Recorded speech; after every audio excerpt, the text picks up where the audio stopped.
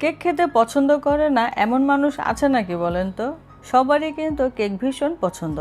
আর এই শর্টকাটে বাসায় আমরা কিভাবে বাচ্চাদের জন্য কেক তৈরি করতে পারি এবং নিজেও খেতে পারি সেই রেসিপিটি আজকে শেয়ার করব। সবাইকে আসসালামু আলাইকুম।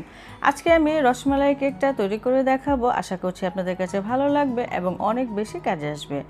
তো রেসিপিটি ভালো লাগলে লাইক শেয়ার কমেন্ট করতে ভুলবেন না। চলে এলাম আমি পুরো রেসিপিতে। এখানে আমি প্লেটের উপরে একটি চালনি নিয়ে নিলাম, সেই সাথে এখানে 1 কাপ পরিমাণে দিয়ে দিলাম ময়দা, সেই সাথে আমি এখানে 1 চা চামচ পরিমাণে বেকিং পাউডার এবং আধা চা চামচ পরিমাণে দিয়ে দিলাম বেকিং সোডা, সেই সাথে সামান্য একটু বা 1 চিমটি পরিমাণে লবণ দিয়ে দিলাম এবং 1 টেবিল চামচ উঁচু করে দিয়ে দিলাম গুঁড়ো দুধ। তো এখন আমি এই সমস্ত শুকনো উপকরণগুলো খুব ভালো করে কয়েকবার চেলে নিব। তো 3 থেকে 4 বারের মতো চেলে নিলে কেকটা অনেক ভালো হবে। এখন আমি ঢেকে এক সাইডে রেখে দিলাম। এখানে একটি বোলে 5টা নর্মাল তাপমাত্রার ডিম নিয়ে নিলাম। ফ্রিজে থাকলে ডিমটা অবশ্যই 1 ঘন্টা আগে নামিয়ে নর্মাল তাপমাত্রার হলে তারপরে ব্যবহার করতে হবে। এখন আমি বিটারের স্পিডটা মিডিয়ামে রেখে এই ডিমটাকে একটু ভালো করে বিট করে নিব। ডিমটা কিছুক্ষণ বিট করার পরে এখানে চিনি দিয়ে দিতে হবে। আমি এখানে 3/4 কাপ পরিমাণে চিনি নিয়ে নিলাম, মানে 1 কাপের 4 ভাগে 3 ভাগ। আপনারা যদি মিষ্টিটা একটু বেশি খেতে চান তাহলে 1 কাপ পরিমাণে চিনি এখানে দেওয়া যাবে। যেহেতু রসমালাই কেক, এমনিতে রসমালাইতে একটু মিষ্টি মিষ্টি থাকবে, সেজন্য চিনির পরিমাণটা একটু কমে দিয়েছি। তো আমি 3 থেকে 4 ধাপে চিনি দিব অল্প অল্প করে, আর বিট করে নিতে হবে। তো খুব ভালো করে বিট করে নিতে হবে যতক্ষণে না চিনি খুব সুন্দরভাবে গলে যাচ্ছে, তা না হলে কেক বানানোর পরে কিন্তু কেকটা চুপসে যাবে। বিট করতে করতে দেখা যাবে একটা পর্যায়ে এরকম সাদা হয়ে আসবে, তখন বুঝতে হবে হয়ে গিয়েছে। তো শেষ পর্যায়ে এখানে আমি 1/4 কাপ পরিমাণে সয়াবিন তেল দিয়ে আর কিছুক্ষণের মতো বিট করব, বেশি না, প্রায় 15 থেকে 20 সেকেন্ডের মতো বিট করলে হয়ে যাবে। অতিরিক্ত বিট করলে আবার ডিমের এই মেরেংটা নষ্ট হয়ে যাবে। এখন এখানে আমি 1 চা চামচ পরিমাণে ভ্যানিলা এসেন্স দিয়ে দিচ্ছি, দিয়ে একটুখানি মিশিয়ে নিলে আমার এই ডিমের এই ফর্ম একেবারে রেডি হয়ে যাবে। ডিমের এই মেরেং একেবারে রেডি হয়ে গিয়েছে, ঠিক এরকম ঘন হবে, আপনারা দেখেই বুঝতে পারছেন। তো এখন আমি সে ময়দার মিশ্রণ দিয়ে দিচ্ছি যেটা প্রথমে চেলে রেখেছিলাম। তো এভাবে অল্প অল্প করে দিতে হবে আর খুব ভালো করে আস্তে আস্তে করে মিশিয়ে নিতে হবে। আমি এখানে ভিডিওর স্পিডটা বাড়িয়ে দিয়েছি, কিন্তু কাজটা অবশ্যই একটু স্লোভাবে, মানে আস্তে ধীরে করতে হবে, তা না হলে আবার এই ডিমের মেরাংটা নষ্ট হয়ে যাবে। 2 থেকে 3 ধাপে এই ময়দার মিশ্রণটি দিতে হবে আর একটি হ্যান্ড উইক্স দিয়ে এভাবে করে ঠিক আস্তে আস্তে করে মিশিয়ে নিতে হবে। কাজটা দ্রুত করা যাবে না, আস্তে ধীরে করতে হবে। তো আমি 3 বারে দিয়ে মিশিয়ে নিয়েছি, আর যে কোনো এক সাইড ধরে ঘুরে নিতে হবে, এটা অবশ্যই খেয়াল রাখতে হবে। এখন আমি একটি স্প্যাচুলা দিয়ে আর একটুখানি মিশিয়ে নিচ্ছি। কেকের ব্যাটার রেডি হয়ে গিয়েছে, এক সাইডে রেখে দিয়ে এখন আমি এখানে নিয়ে নিচ্ছি 10 ইঞ্চি সাইজের একটি রাউন্ড শেপের মোল্ড, আর এখানে সামান্য একটু তেল দিয়ে একটি বেকিং পেপার বিছিয়ে দিলাম। আপনারা চাইলে লেখালেখি কাগজ দিয়ে দিতে পারেন। এখন আমি সে কেকের ব্যাটারটুকু ঢেলে দিব, তবে সম্পূর্ণটুকু আমি দেইনি, আমি এখানে 2 ভাগ দিয়েছি। আপনারা সম্পূর্ণটুকু এখানে দিয়ে দেবেন, তাহলে কেকটা অনেক বড় হবে। আমি সামান্য একটু রেখে দিয়েছিলাম, আমি আরেকটা ছোট কেক তৈরি করব। এখন একটু ভালো করে ট্যাপ করে দিতে হবে যেন ভিতরের এয়ার বাবলস থাকলে সেগুলো বের হয়ে যায়। তারপরে চুলায় একটি হাঁড়ি খুব ভালো করে গরম করে এই কেকের মোল্ড বসিয়ে দিতে হবে, আর ঢাকনাটা খুব ভালো করে আটকে দিতে হবে, কোনো প্রকার ছিদ্র থাকলে বন্ধ করে দিতে হবে। আমার এই হাঁড়ির ঢাকনাটা মনে হচ্ছিল ঠিকমতো লাগছে না, বাতাস ঢুকবে, সেজন্য আমি এখানে একটি কাঁচের ঢাকনা দিয়ে খুব ভালো করে এটাকে আটকে দিয়েছিলাম, আর ছিদ্র ছিল সেটাকেও বন্ধ করে দিয়েছিলাম।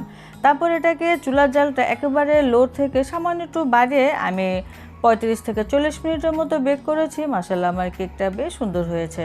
এখন চেক করে নিচ্ছি কাঠি দিয়ে, হাত দিয়ে, দেখে নিশ্চয়ই বুঝতে পারছেন কোনো প্রকার স্যাঁতস্যাঁতে ভাব নেই। এখন আমি চুলা থেকে নামিয়ে নিচ্ছি। তো আমি ছোট কেকটাও দেখিয়ে দিচ্ছি, আমি এটাও তৈরি করেছিলাম। তো কেকগুলো নামানোর পরে অবশ্যই একটি ঝাড়ন বা মোটা কাপড় দিয়ে ঢেকে রেখে দিতে হবে, এতে করে কেকগুলো অনেক নরম থাকে, শক্ত হয়ে যায় না। কেকটা পুরোপুরি ঠান্ডা হওয়ার পরে এখন আমি মোল্ড আউট করে নিচ্ছি। কেকটা দেখে নিশ্চয়ই বুঝতে পারছেন কতটা সুন্দর হয়েছে, কোনো জায়গায় পুড়ে যায়নি। এখন আমি কাট লাগিয়ে দিচ্ছি। আমি আজকে 2 ভাগে ভাগ করলাম, তবে আপনারা অবশ্যই এই কেকটাকে 3টি স্লাইস করবেন, এতে করে কেকটা খেতে আরও বেশি ভালো লাগে। আর কতটা সফট হয়েছে আপনারা দেখে নিশ্চয়ই বুঝতে পেরেছেন। এখন আমি কেকের জন্য ক্রিম রেডি করে নিচ্ছি, সেজন্য একটি বাটিতে প্রথমে আমি কিছু বরফ সেট করে নিয়েছিলাম। সরাসরি এই বরফের উপরে আমি এই বাটিটাও বসিয়ে দিলাম এবং এই বিটার স্ট্যান্ড এবং এই বাটিটাও আমি ডিপ ফ্রিজে আধা ঘন্টার মতো রেখে দিয়েছিলাম। তো এখন আমি এখানে 1 কাপ পরিমাণে বরফ ঠান্ডা ক্রিম নিয়ে নিচ্ছি। আমি এখানে টপিক্যাল ক্রিমটা ব্যবহার করেছি। অবশ্যই বরফ ঠান্ডা হতে হবে। আপনারা দেখে নিশ্চয়ই বুঝতে পারছেন কিছু কিছু বরফও রয়ে গিয়েছে। এখন আমি বিটারের স্পিডটা লোতে রেখে মানে আমি দুইয়ে রেখে এই ক্রিম তৈরি করি। এখন আমি কিছুক্ষণ সময় লাগে ক্রিমটা তৈরি করছি। কিছুক্ষণের মধ্যে দেখা যাবে এরকম ফর্ম তৈরি হয়ে গিয়েছে। বেশি সময় একটা লাগবে না যদি সব কিছু ঠান্ডা হয়ে যায়। আর এই ক্রিমটা এমনিতেই মিষ্টি হয়, সেজন্য এখানে এক্সট্রা করে চিনি ব্যবহার করলাম না।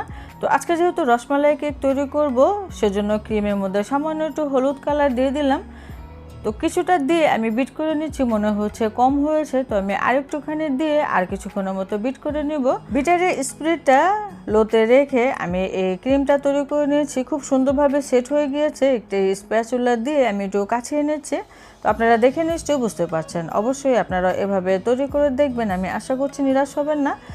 আমার তো কেকের ক্রিমটা রেডি হয়ে গিয়েছে। এখন আমি কেকটা তৈরি করব। তো বোর্ডের উপরে প্রথমে সামান্য একটু ক্রিম লাগিয়ে নিতে হবে, তারপরে একটি কেকের স্লাইস বসিয়ে দিচ্ছি। আর এখানে আমি রসমালাইয়ের যে রসটা থাকে সেটার মধ্যে কয়েকটা রসমালাই ভেঙে একবারে ঝুরি ঝুরি করে নিয়েছি। এখন আমি এখানে দিয়ে দিলাম। তো কেকটার মধ্যে আমি একটু রসমালাইয়ের রসটা বেশি করে দিয়েছি, কারণ আমার ঘরে এই রসমালাইয়ের রসটা দিয়ে কেকটা বেশি পছন্দ করে, মানে একটু ময়েস্ট হয় কেকটা। তো এখন আমি সেই ক্রিম দিয়ে দিচ্ছি। তো আমি একটি পাইপিং ব্যাগের ভেতরে ভরে নিয়েছিলাম, সেটা এভাবে দিয়ে তারপরে একটি নাইফ দিয়ে খুব সুন্দরভাবে আমি একটু সমান করে দিচ্ছি। তো প্রথম লেয়ারটা রেডি হয়ে গিয়েছে, তারপরে আমি দ্বিতীয় লেয়ারটা দিয়ে দিলাম। তারপরে উপরে সেই প্রথমবারের মতো রসমালাই এবং রসমালাই যে রসটা আছে বা ঝোলটা আছে সেটা দিয়ে দিচ্ছি। তো আমি একটু বেশি করে দিয়েছি। এই রসমালাই কেকটা খেতে এত মজার হয়, আপনারা একবার তৈরি করলে বুঝতে পারবেন। তারপরে উপরে আমি আবারও ক্রিম দিয়ে দিচ্ছি। তো ক্রিমটা আসলে আপনারা চাইলে পরিমাণে বাড়িয়ে দিতে পারেন, সমস্যা নেই। তো এখন আমি একটুখানি সমান করে নিচ্ছি। এখন আমি একটু ক্রাম্স কোটিং করে নিব, মানে ক্রিমটা এখন এই পর্যায়ে যা দিয়েছি এটাকে এভাবেই সেট করে ফ্রিজে আধা ঘন্টার মতো রেখে দিব। তারপরে আবারও কিছুটা ক্রিম দিয়ে এটাকে সেট করে নিব। তো আমি টিস্যু দিয়ে সাইডগুলো একটু মুছে এটাকে পরিষ্কার করে নিচ্ছি। তো ক্রাম্স কোটিংটা করলে পরবর্তীতে কেকটা ফিনিশিং দিতে ভালো হয়। তো আধা ঘন্টা পর আমি ফ্রিজ থেকে বের করে নিয়েছি। তারপরে ফাইনালি আমি আরেকটুখানি ক্রিম উপরে দিয়ে খুব সুন্দরভাবে সেট করে নিব। তো আমি তেমন একটা কেক আসলে বানাই না, কেক বানানো তেমন একটা আমি পারদর্শী না, তারপরেও বাচ্চাদের অনুরোধে কেক এরকম তৈরি করি, কিন্তু খেতে আলহামদুলিল্লাহ অনেক মজার হয়। সেজন্য আপনাদের সাথে একটু শেয়ার করলাম, যেন আপনারাও কিছুটা হলেও উপকৃত হন। তো ফাইনালি কেকটা আমি কিছুটা ফিনিশিং দিয়ে দিয়েছি। তো আমি সাইড দিয়ে টিস্যুটা দিয়ে আরেকটু পরিষ্কার করে দিচ্ছি। এর থেকে আর বেশি ফিনিশিং দেওয়ার দরকার নেই, কারণ এটা আপনারা জিগজ্যাগ একটি ডিজাইন দিতে পারেন বা এরকম ব্রাশ দিয়ে এরকম হালকা করে একটু টেনে দিতে পারেন, এটাই একটা ডিজাইন হয়ে যাবে। শর্টকাটে এই ডিজাইনটা আপনারাও দেখতে পারেন কেমন হয়। তো কেকের ফিনিশিংটা হয়ে গিয়েছে। এখন আমি উপরে ফুলের ডিজাইন দিয়ে দিচ্ছি। রসমালাই কেকের উপরে যে ফুলটা থাকে সেই নজলটা দিয়ে আমি এরকম ফুল দিয়ে দিচ্ছি। তারপরে এগুলোর উপরে আমি একটা একটা করে রসমালাই বসিয়ে দেব। তো মাঝখানেও আমি একটুখানি ডিজাইন করে দিচ্ছি, ছোট ছোট করে কিছু ফুল দিয়ে দিচ্ছি। তো ডেকোরেশনটা আসলে নিজেদের পছন্দ অনুযায়ী আপনারা করে নিতে পারেন। তো আমারটা তো তেমন সুন্দর হয়নি, আপনারা যারা কেক তৈরি করতে পারেন আসলে আপনাদেরটা অনেক সুন্দর হয়। তো সর্বশেষ এখানে দিয়ে দিচ্ছি রসমালাই। তো রসমালাইটা একটু ভালো মানের দেওয়ার চেষ্টা করবেন, এতে করে খেতে বেশি মজা লাগবে।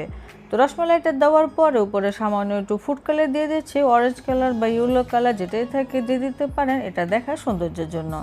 এখন আমি দিয়ে দিচ্ছি কিছুটা ইয়েলো কালারের গ্লিটার্স, এটা আমার ঘরে বানানো ছিল, তো মনে করলাম এটার মধ্যে একটু দিয়ে দিই। তবে এটা অপশনাল, না থাকলে সমস্যা নেই, এটা আমার ঘরে ছিল বলে দিয়েছি। তো কেকটা বানানোর পরে অবশ্যই ফ্রিজে 2-3 ঘন্টার মতো বা 1 ঘন্টার মতো রেস্টে রেখে দিবেন। তারপরে কেকটা কেটে নিতে হবে, কারণ এই কেকটা বানানোর পরে এই ক্রিমগুলো এবং কেকের সাথে সেট হতে সময় দিতে হবে, তাহলে কেক খেতে বেশি মজা লাগবে। তো এখন আমি নিজের পছন্দ অনুযায়ী কেকটাকে স্লাইস করে নিয়েছি। তো ছোট বড় যার যেভাবে ইচ্ছে আপনারা কাটিং করে নেবেন, সমস্যা নেই। একটি কেক আমি তুলে একটু ভেঙে শেয়ার করছি। আমার এই কেকটা কতটা সফট হয়েছে আপনারা দেখে নিশ্চয়ই বুঝতে পারছেন, এবং ভেতরে রসমালাইয়ের একটা ফ্লেভার এবং রসমালাই মুখে বাজে, খেতে অনেক মজার। আপনারা অবশ্যই এভাবে একবার তৈরি করবেন, আমি আশা করছি নিরাশ হবেন না। যারা একেবারে নতুন তারাও আজকে রেসিপিটি দেখে তৈরি করতে পারবেন। আমি ছোট কেকটাকেও এভাবে সম্পূর্ণভাবে লাল করে তৈরি করেছিলাম, দেখতে সুন্দর হয়েছে না? অবশ্যই কমেন্টে জানাবেন।